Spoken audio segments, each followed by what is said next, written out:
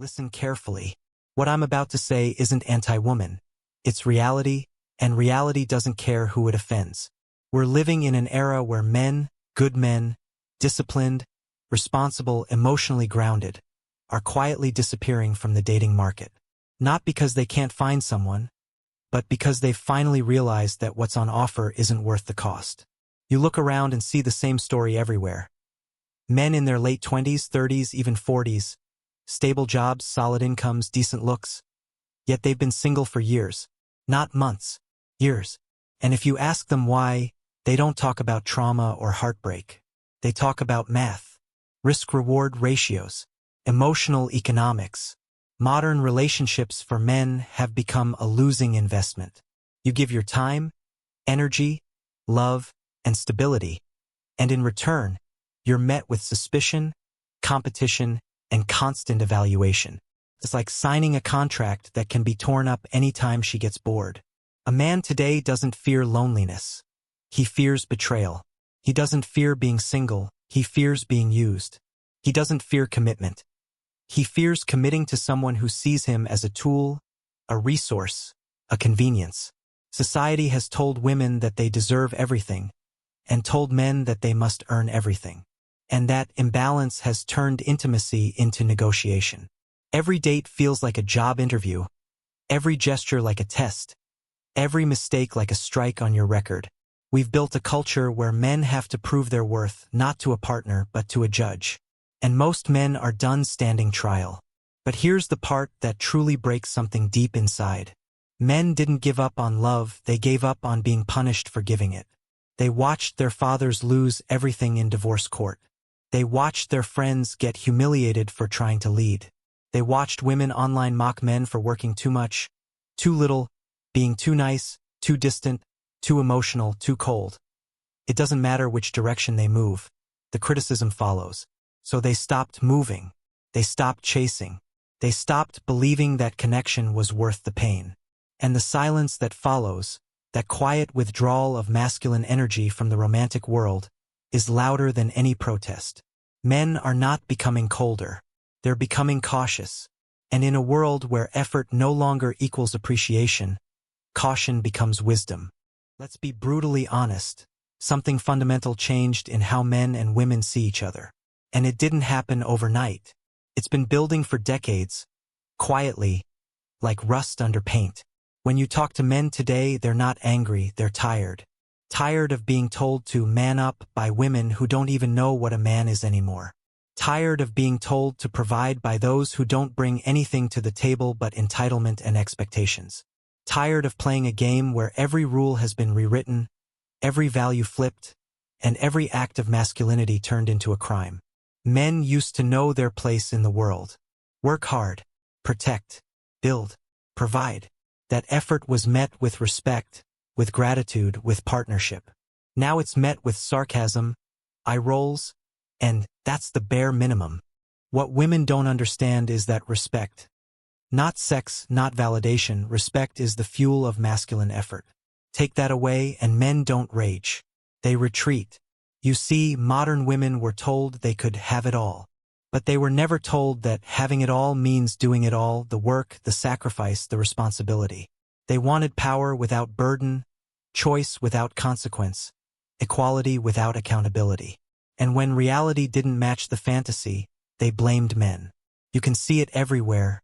Women who can't cook demand chefs. Women drowning in debt demand millionaires. Women who bring chaos demand peace. Women who don't know who they are demand men who do. This isn't hatred. It's observation. We've created a culture where every man is supposed to earn love, and every woman is simply entitled to it. And the result? Resentment on both sides, but men handle resentment differently. They disappear. They stop dating. They stop flirting. They stop risking their sanity trying to make someone happy who doesn't even know what happiness is. Let's talk psychology. The modern woman has been programmed since childhood to believe she's the prize. That message sounds empowering, but it's poison. Because when you grow up believing you're the prize, you stop believing you have to become something. And when everyone's a queen, the throne loses its meaning. Men used to chase women because women inspired them with warmth, grace, femininity. Now men avoid them because they drain them with criticism, demands, and emotional unpredictability. And it's not because women are bad. It's because many have become confused. They were told strength means dominance, that vulnerability is weakness, that independence means isolation. They don't know how to be soft anymore, how to connect without competing, how to love without negotiating. I've spoken to hundreds of men, executives, blue-collar workers, athletes, artists, all saying the same thing. I'd rather be alone than feel unwanted in my own relationship. That's not bitterness. That's trauma. You know what modern dating feels like for men? It's like walking into a store where everything's overpriced, poorly made, and the cashier still acts like she's doing you a favor by letting you buy it. The irony is tragic. The more women demand perfection, the fewer men even try.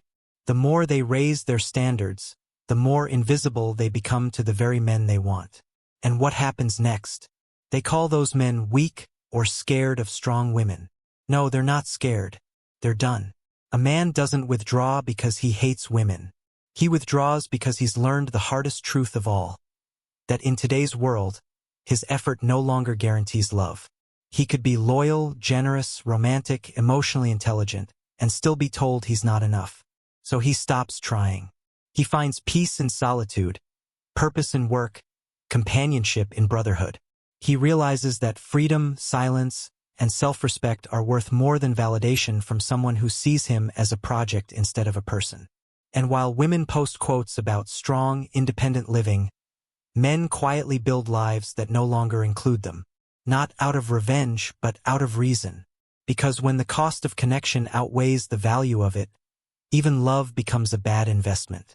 Listen, if you want to understand why so many men today remain single, not for months, but for years, sometimes decades, you have to stop looking at the surface. It's not about sex. It's not about fear of commitment. It's about self-preservation. We've entered an era where relationships have become emotional minefields, and every man knows it. One wrong word, one wrong tone, one joke taken out of context, and suddenly he's labeled toxic, emotionally unavailable, or worse.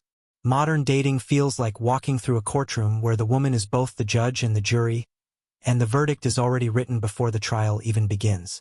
Men aren't rejecting love. They're rejecting the risk of love. Because today, love doesn't build you, it breaks you. Do you know what it feels like to be a man in 2025 trying to date? It's like applying for a position where the job description keeps changing. You have to be confident but not arrogant, sensitive but not emotional, assertive but not controlling, ambitious but not too busy, financially stable but not materialistic, masculine but not toxic. Every quality that used to make a man desirable has been rebranded as a flaw by people who no longer understand what they actually want. And so men stop trying to be seen, because no matter what they do, they're told it's wrong. They say, "We want a man who listens," but when he listens quietly, he's too passive. They say, "We want a man who takes the lead," but when he leads, he's controlling. They say, "We want a man who opens up," but when he does, they lose attraction. Do you see the paradox? Every man who tries to adapt ends up erased. I spoke recently with a man who's everything society claims to want: successful, emotionally aware, respectful, loyal. And yet, he told me something heartbreaking. "I don't even know who to be anymore. Every time I meet someone, I have to edit myself like a script just to not be wrong." That's what modern love has done. It's turned authenticity into risk. And here's the dangerous consequence. When men start believing that being themselves guarantees rejection, they either shut down emotionally or stop showing up altogether. They're not lazy. They're not immature. They're just tired of bleeding for nothing. The psychological damage runs deeper than most people realize. For generations, men were taught that love was earned through work, sacrifice, and consistency. But now, effort is met with entitlement. You can give everything, and instead of gratitude, you'll hear, "That's the bare minimum." A man brings stability, and she calls it boring.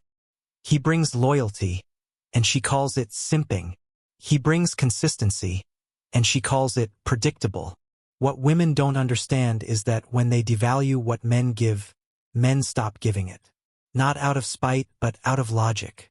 Because no one continues to invest in a market that only takes and never returns. That's the hidden psychology behind the lonely man epidemic. It's not loneliness. It's strategic isolation, a protective mechanism. A way to keep what little peace they have left in a world that treats male effort as disposable. Let's go deeper because this isn't just cultural. It's biological.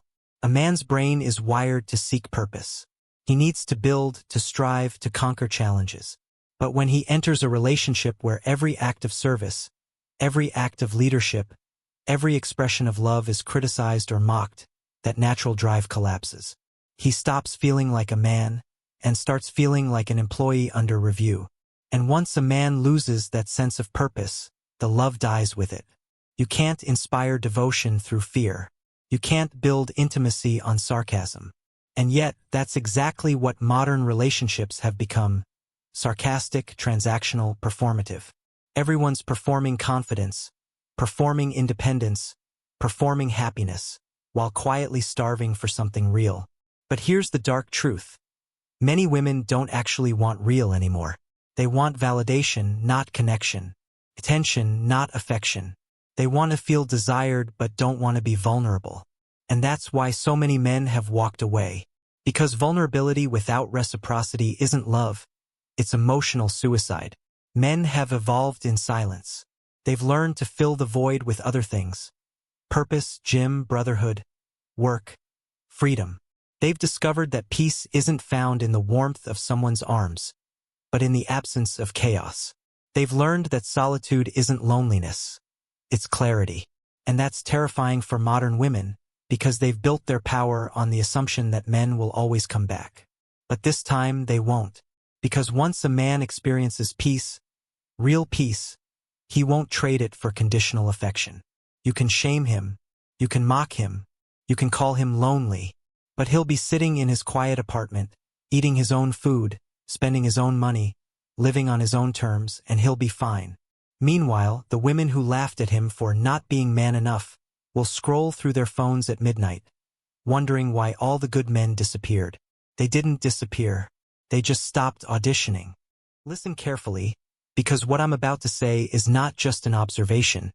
It's a prophecy. You're watching, in real time, the collapse of something sacred, the bond between men and women, the thread that used to hold humanity together. Respect, admiration, gratitude, is fraying, and no one seems to care until it's too late. We live in a world where men are no longer running away from women. They're simply walking away without looking back. No screaming, no bitterness, no revenge, just quiet exits. And that silence, that refusal to play the game anymore, is shaking the foundation of modern relationships. Because when men stop chasing, stop explaining, stop trying to fix what refuses to be fixed, the illusion of control disappears. And for the first time in history, women are realizing that independence without connection isn't empowerment. It's isolation. There's something deeply tragic about what's happening. For thousands of years, men were defined by their ability to give, to build homes, to protect, to provide, to sacrifice. And women were defined by their ability to nurture, to support, to inspire. It was balance, imperfect but stable. Now, both sides are playing roles that don't fit. Women try to be men, men try to suppress their nature, and everyone ends up resentful and alone. The irony is cruel. The more empowered women became, the more disconnected they became from the very thing that made them magnetic: warmth, softness, presence. And the more sensitive men tried to become, the more invisible they became to the women who claimed they wanted that. It's a collective delusion, and both genders are suffering for it. But let's be real, men have adapted faster. Because when men suffer, they analyze.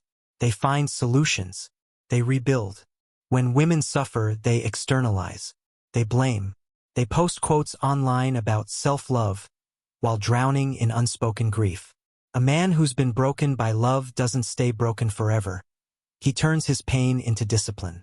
He stops chasing women and starts chasing greatness. He stops giving energy to those who drain him and starts giving it to things that build him. He learns to lift iron instead of lifting conversations that go nowhere. He learns to stack cash instead of stacking unread messages. He learns to master silence because silence can't be misinterpreted, can't be twisted, can't be used against him. That's what terrifies modern women the most. Not anger, not hatred, indifference. When a man no longer reacts, he's no longer controlled. When he no longer argues, he's no longer emotionally invested. When he no longer explains, he's already gone. I've seen this shift firsthand. Men in their 20s, 30s, 40s, once desperate for connection, now finding something better, peace. A man sitting alone with his thoughts, a book, a quiet home, a dog at his feet, no chaos, no tests, no manipulation. That man is free. He's not lonely. He's liberated. And here's the paradox. That's when women suddenly start to notice him again. When he's no longer accessible. When his attention isn't on them. When his validation is gone. Because deep down, human attraction has always been built on scarcity, and modern men have become scarce. You can't replace them with Instagram followers or dating apps or self-love rituals. You can't substitute genuine masculine presence with likes and emojis. You can't recreate the gravity of a man's quiet confidence through your online brand. And yet, that's what women are trying to do, to replace real connection with artificial attention. But deep at night, when the screen light fades and the apartment falls silent, the truth crawls in like a shadow. You can't hug independence. You can't kiss empowerment. And you can't make love to validation. Let's go deeper. Men are biologically designed to carry burden, but not to be burdened by futility.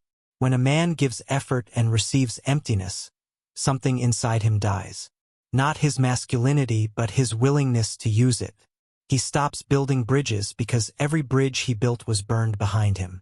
He stops offering comfort because his kindness was weaponized against him. He stops loving deeply because every time he did, it was seen as weakness. So he turns inward. He learns that solitude is not a punishment. It's a forge. In silence, he rediscovers himself. In isolation, he reclaims his power. And when he reemerges, he doesn't come back to seek love. He comes back to rule his own life. That's why so many women today feel the shift but can't name it. They sense that something's missing, that emotional warmth, that masculine gravity, that calm confidence, but they can't find it anymore. Because the men who used to give it freely now guard it like treasure. They've realized it's not for everyone. There's a new archetype of man rising, quiet, self-contained, emotionally intelligent but detached from neediness. He doesn't beg, doesn't chase, doesn't explain. He's focused on legacy, not validation. He's rebuilding what society tried to break in him, his self-respect, his masculine frame, his inner world. He doesn't seek approval. He creates results. He doesn't talk about being the prize. He is the prize because he earned it through endurance, not entitlement. Women will call him cold. They'll call him heartless. They'll call him emotionally unavailable. But he's none of those things. He's simply immune to manipulation. And deep down, those same women will crave him. Not for his money, not for his looks, but for his stillness. Because his stillness reminds them of something ancient. The kind of man who doesn't need the world to worship him to know his worth. But here's the ultimate truth. The rise of the peaceful man is not the end of love. It's the end of delusion. It's the collapse of transactional relationships built on ego, entitlement, and performance. And when the dust settles, the only women left standing beside these men will be those who understand something sacred. That partnership isn't about dominance or submission. It's about resonance. A man doesn't need a woman to complete him. He needs a woman who doesn't compete with him. He doesn't need validation, he needs understanding. He doesn't need to be adored, he needs to be respected. And when that balance returns, when feminine softness meets masculine strength again, love will stop being war and start being home. Until then, men will stay silent. Not because they hate women, but because they've learned that peace is louder than any argument, stronger than any seduction, and more valuable than any love that comes with conditions. And maybe that's the tragedy and the redemption of our time. Men didn't stop loving women. They just started loving themselves more.